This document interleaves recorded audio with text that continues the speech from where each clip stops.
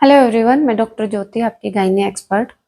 HIV AIDS और pregnancy आज का टॉपिक है कि अगर आप प्रेग्नेंट हो गए हो और एचआईवी पॉजिटिव हो या फिर प्रेगनेंसी है और आपको बाद में पता चलता है कि एचआईवी पॉजिटिव हो, तो क्या क्या प्रिकॉशंस लेके आप अपने बच्चे को, जो होने वाला बच्चा है, उसको एचआईवी होने से बचा सकते हो।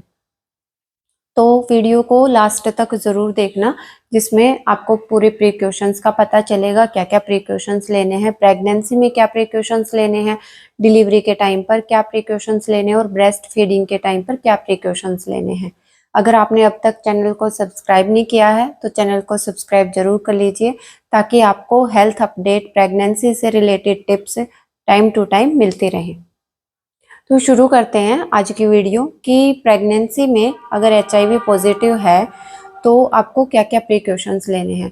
पहली बात तो अगर आप पहले से ही एचआईवी पॉजिटिव हो तो आपको पहले अपनी गायनेकोलॉजिस्ट को जाके दिखाना है कि मैं ये दवाइयाँ कंटिन्यू कर सकती हूँ प्रेगनेंसी। अगर आप, पहली बात तो अगर आप एचआईवी पॉजिटिव हो और प्रेग्नेंट हो गए हो तो आपको उसी समय जाके अपनी गायनेकोलॉजिस्ट से मिलना है कि मैं ये दवाइयाँ कंटिन्यू कर सकती हूँ या नहीं कर सकती हूँ, या दवाइयाँ कुछ चेंज होंगी। ठीक है, तो उससे पहले ही प्रिकॉशन लिया जा सकता है, पहले ही आपको जो दवाइयाँ चल रही होती हैं वो हम चला सकते हैं।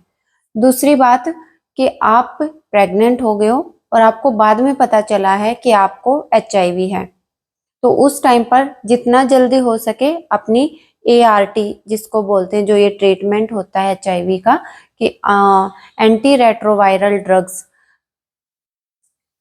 एआरटी, एंटी रेट्रोवायरल थेरेपी, जितनी जल्दी हो सके प्रेगनेंसी में शुरू कर दो। उससे होने वाला जो बच्चा होता है उसमें बहुत कम चांसेस होते हैं, 1% चांस ही रहते हैं बच्चे में ट्रांसमिशन के।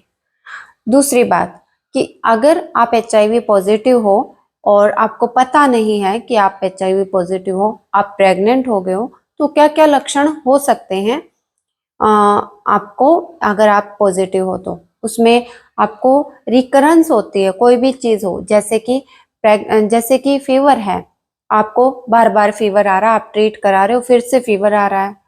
आपको खांसी है, वो बार बार हो रही है खांसी, ट्रीट करा रहे हो, फिर से कोई भी बीमारी है उसका रिकरेंस होता जा रहा है, दवाई लेने के बाद भी आपको डायरिया हो रहा है, बार बार यूटीआई हो रहा है, क्योंकि जो एचआईवी है उसमें आपका जो इम्यूनिटी सिस्टम है वो बहुत वीक हो चुका होता है। तो आप दवाई लेते हो तब वो बीमारी ठीक हो जाती है, अदरवाइज वो फिर से हो जाती है। तो उस टाइम पर फिर आपको टेस्ट कराना बहुत ज़रूरी होता है कि कहीं एचआईवी तो नहीं है।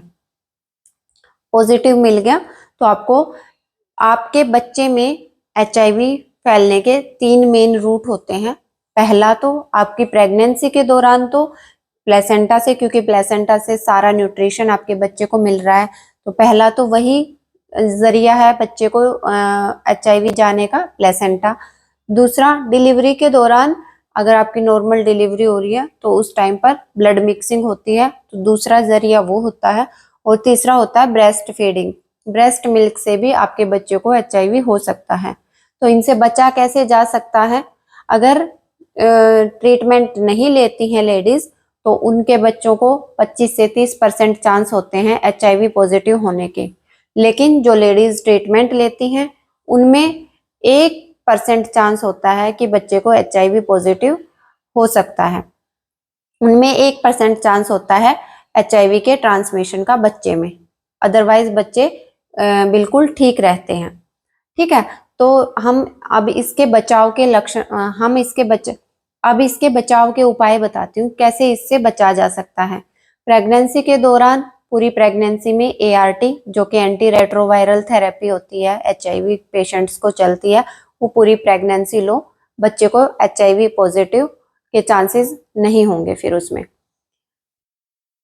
सेकंड, डिलीवरी, आप घर की, तो कैमरे के आगे हाथ तो नहीं लगा रही बार बार? नहीं। ठीक है, अब तो थोड़ा सा रह गया। दूसरा, डिलीवरी के टाइम पर आप नॉर्मल डिलीवरी के बजाय आप सिजेरियन चूज करो, ठीक है, उसमें ब्लड मिक्सिंग के चांसेस भी कम होते हैं और बच्चे को ट्रांसमिशन के चांस काफी कम हो जाते हैं। तीसरा, ब्रेस्ट फीडिंग जरिया होता है बच्चे को ट्रांसमिशन का, तो ब्रेस्ट फीडिंग बंद कर दो। बच्चे को आप फॉर्मूला मिल्क, ब्रेस्ट मिल्क के बजाय फॉर्मूला मिल्क दो। एक और चीज है जो एक और है जिससे कि आप होने वाला जिससे एक और है जिसमें आप होने जो एक और है जिसमें जो आपका बच्चा पैदा हो चुका है उसको आप जो हो जो डिलीवर्ड बच्चा है, जो एक और जरिया है जिसमें आप बच्चे को बचा सकते हो एचआईवी होने से, कि आप जो बच्चा पैदा हो चुका है उसको आप थोड़े दिन के लिए एआरटी पर रखो, एंटी रेट्रोवायरल थेरेपी पे डॉक्टर उसको आप एआरटी दो डॉक्टर के को दिखाकर। जो बच्चा पैदा हो गया है, एक और तरीका है, इनके अलावा एक चीज और है कि जो बच्चा पैदा हो गया है उसको आप एआरटी पे डालो डॉक्टर को दिखा के, कि थोड़े दिन के लिए, ज्यादा दिन के लिए नहीं, ताकि उसमें संक्रमण का जो खतरा है वो बिल्कुल ही नील हो जाए। इस तरीके से हम बचाव करके बच्चे को, होने वाला जो बच्चा है उसको एचआईवी होने से बचा सकते हैं। आज की वीडियो में इतना ही।